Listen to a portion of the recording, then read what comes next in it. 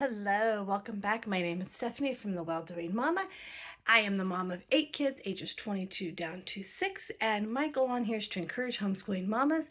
And one way I do that is by doing homeschool reviews, especially for things that don't get a lot of reviews. So today I'm going to be reviewing Heaven and Earth, God's Design for Heaven and Earth by Masterbooks. This curriculum has been out for quite a while. It used to be sold. I used it with my older kids when it was in like individual little books. So you'll see this has, I'm going to turn around in a minute. This has Weather and Water, Universe, and Planet Earth. And it used to be 3 separate books. And then there were 3 life science books, 3 chemistry books, and 3 physical science books. So you had a total of 12 books. And when my kids were younger, I would pick and choose which ones I wanted. I love this series. It says it's for 3rd through 8th grade. I definitely think if you're doing it family style, you can do it that way and kind of use the bus stop approach where you read and then each kid kind of basically gets as much as they can out of it. And then you push your older kids a little harder.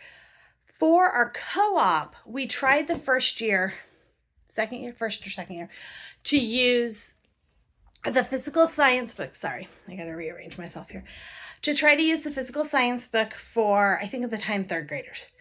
And although I think they got some out of it and it was somewhat useful, I don't think that was the best use of the book. So now we use these series for our middle school. Our elementary school focuses on life science, and we use the Apologia series for that.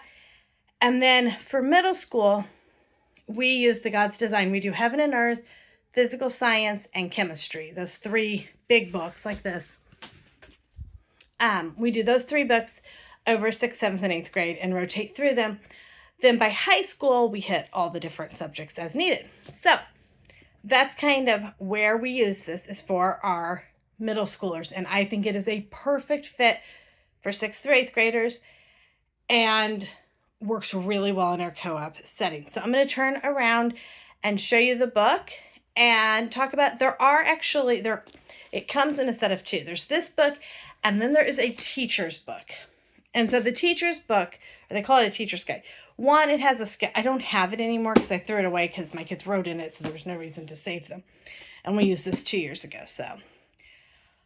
The teacher's guide, first in the front, it has a schedule. So if you're using it on your own, the schedule is an excellent tool. You can obviously adjust it, but it's an excellent tool to start to teach your middle schooler to schedule their days and their work to finish on time. So that's great. But then within that book, it has lab sheets and quizzes and those types of things in there. And it's a nice thick book. It's as thick as this one is, so. Pretty thick book. The one thing to know is that the answers are in the back of the teacher's guide. So, depending on your child, you may want to remove those answers and keep those for yourself. That's kind of up to you and how your child is and whatever. Or you could tear out the pages as you do them and just give them 1 page at a time to put in a notebook. Our co-op teacher likes to have that book because it does have the lab sheets, and then sometimes she'll assign the quizzes. She often assigns them closed book in 1 color and then open book in a 2nd color. So see how much you know and then do the rest open book to encourage the kids to really start to learn and do more. So I'm going to turn you around and show you this. I do like this. I think it's a great curriculum. It is God honoring. I think it's one of the even better things that Masterbooks has. I really, really like this for the middle school ages. And like I said, I think if you're doing it with your whole family, you could easily incorporate younger kids into it also. You might do fewer, you might not do all 3 of the books, but also show you in there how you can modify it for all ages. Okay, so this is the book, and like I said, there are 2 of them. That the second part is the teacher's guide. And if you're doing this as a co-op, I think it's really helpful. If you're doing it at home, I would have at least 1 on hand, whether you have 1 for each kid or just 1 that you share and utilize. So let's go through the parts of it. Now, this book you can see was starting to fall apart. However, my friend who bought one at the same time, she called a Masterbooks, sent them a replacement. I just never actually took that initiative. So if you run into that, they are really great to work with and sent out a new book. So don't worry about the quality. This is the only one I've ever had that problem with, and we've used multiple of these over the years. So the first unit is weather and water. We have atmosphere, ancient weather, climate, clouds, storms, weather information, ocean movement, seafloor. We get into the universe. We have space models, outer space, sun and moon, planets, and the space program. Then we get to our planet Earth. We have glaciers, rocks and minerals, mountains and movement, water and erosion. This is a creation-based science. So if you don't want creation-based, this is not what you want. But this is great if you do love creation-based. So I should clarify. It is a 6-day creation-based curriculum. So, literal Genesis account. Okay, so it tells you how to use it for 3rd through 5th or 6th through 8th. For 3rd through 5th, you would do the activity in the light blue box, test your knowledge by doing the what did we learn, and assess your understanding by answering the take it further. The 6th through 8th, do the activity in the light blue box, test your what did we learn, do the taking it further, do the challenge section in light green. And then it has other things to do. I think if you're doing it at home, you can easily combine grades. For our co-op, we found that the 6th through 8th grade works really well, partially due to the amount of reading needed, because we don't assign a lot of homework for the younger grades. So by 6th to 8th grade, they should be able to read it on their own. And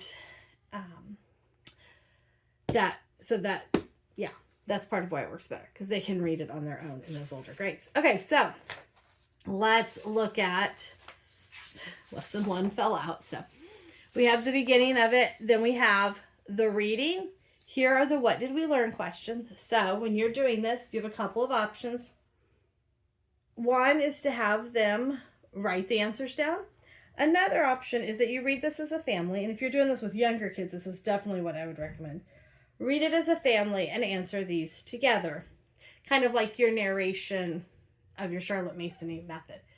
And then the taking it further, what I would do is answer these with my younger kids, have my older kids write down the answers to these.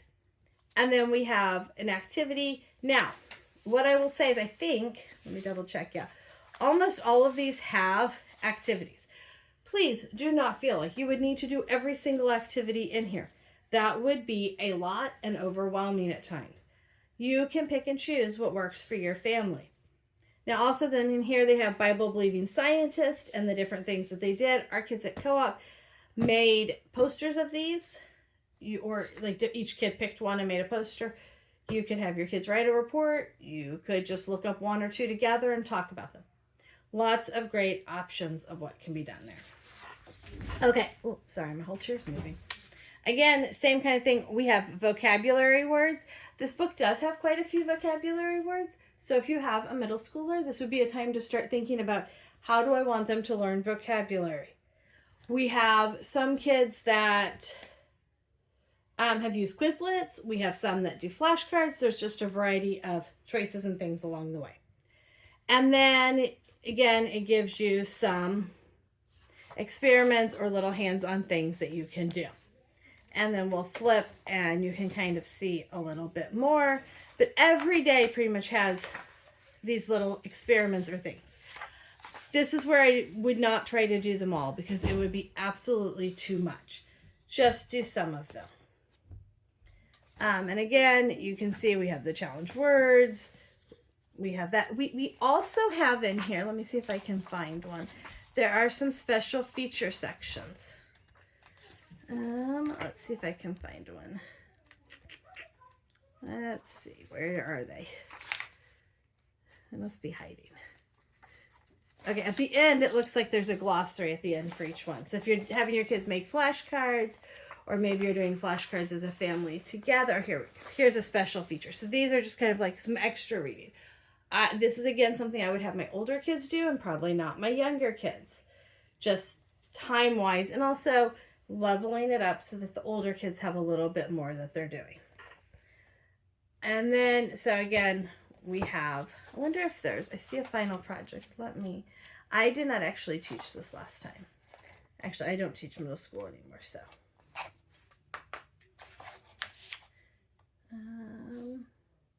Okay, just the conclusion.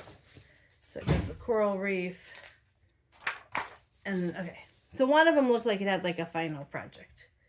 So this says you could make a model of the coral reef. So it does have some lots of different hands-on projects and little experiments. Their experiments are nothing crazy or over the top. They're all pretty mild and small, so doable. And that secondary book has it in there. Okay, so then here we go. Another special feature section.